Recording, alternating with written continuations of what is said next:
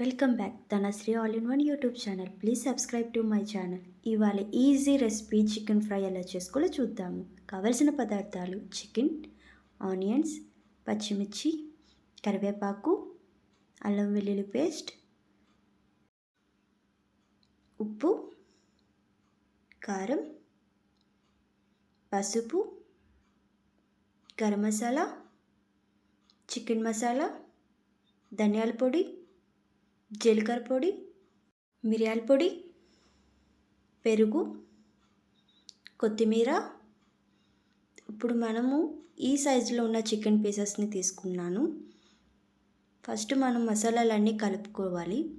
అల్లం వెల్లుల్లి పేస్ట్, గరం మసాలా కొంచెం వేస్తున్నాను, లాస్ట్లో కూడా వేయాలి. మిరియాల పొడి, చికెన్ మసాలా, ఇది కూడా లాస్ట్లో కొంచెం వేయాలి, అందుకు కొంచెం ఉంచుతున్నాను. కారం, ధనియాల పొడి,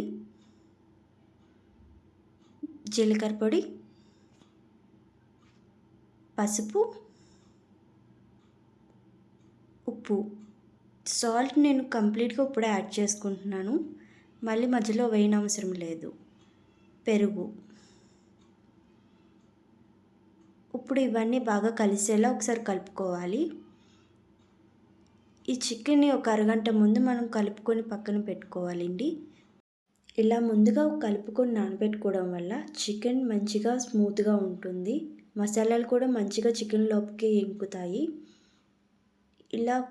ఇలా నానబెట్టుకున్న చికెన్ని ఎక్కువ కుక్ చేయనక్కర్లేదు, ఈజీగా ఫ్రై అవుతుంది. తర్వాత స్టవ్ ఆన్ చేసుకొని కళాయి పెట్టుకొని 4 స్పూన్స్ ఆయిల్ వేసుకోవాలి.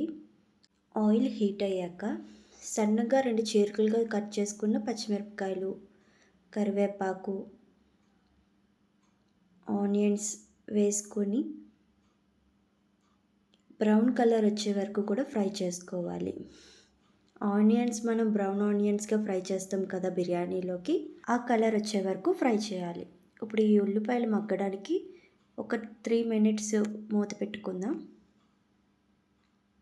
3 మినిట్స్ తర్వాత మూత తీసి చూసారా, బ్రౌన్ కలర్లోకి ఫ్రై అవ్వడం స్టార్ట్ అయింది. ఈ టైంలో ఒకసారి మనం కలుపుకోవాలి, లేదంటే మాడిపోతాయి. ఇలా మొత్తం అంతా కలుపుకున్నాక మనం ముందుగా నానబెట్టుకున్న చికెన్ని వేసుకోవాలి. ఇలా చికెన్ని ముందుగా నానబెట్టుకోవడం వల్ల మసాలాలన్నీ దానికి మంచి రిచ్ ఫ్లేవర్స్ యాడ్ అవుతాయి. తొందరగా కూడా చికెన్ ఉడుకుతుంది. మనం వాటర్ వేసి కుక్ చేయనక్కర్లేదు, చికెన్లో నుంచి వచ్చిన వాటరు ఉడకడానికి సరిపోతుంది. సో అంతా కూడా ఒకసారి కలుపుకొని మూత పెట్టుకోవాలి. ఇలా మూత పెట్టుకొని ఒక 15 మినిట్స్ కుక్ చేసుకుంటే చికెన్లో నుంచి వాటర్ వచ్చి మంచిగా ఫ్రై అవ్వడం స్టార్ట్ అవుతుంది. చూసారా వాటర్ ఎలా వస్తుందో? మనం ఏ మాత్రం కూడా వాటర్ యాడ్ చేయనక్కర్లేదు. ఇలా ఒకసారి మధ్యలో కలుపుకుంటూ చికెన్ని చూసుకోవాలి. నేను మళ్ళీ ఒక 15 మినిట్స్ మూత పెట్టాను. చూసారా ఎంత వాటర్ వచ్చిందో? ఈ వాటర్తో చికెన్ మొత్తం ఉడుకుతుంది. ఇలా ఇంకొక 15 మినిట్స్ నేను కుక్ చేశాక కంప్లీట్గా చికెన్లో వాటర్ అంతా పోయింది. చికెన్ ఫ్రైని ఎప్పుడూ కూడా హై ఫ్లేమ్లో కుక్ చేయకూడదండి, సిమ్లో పెట్టుకొని కుక్ చేసుకోవాలి.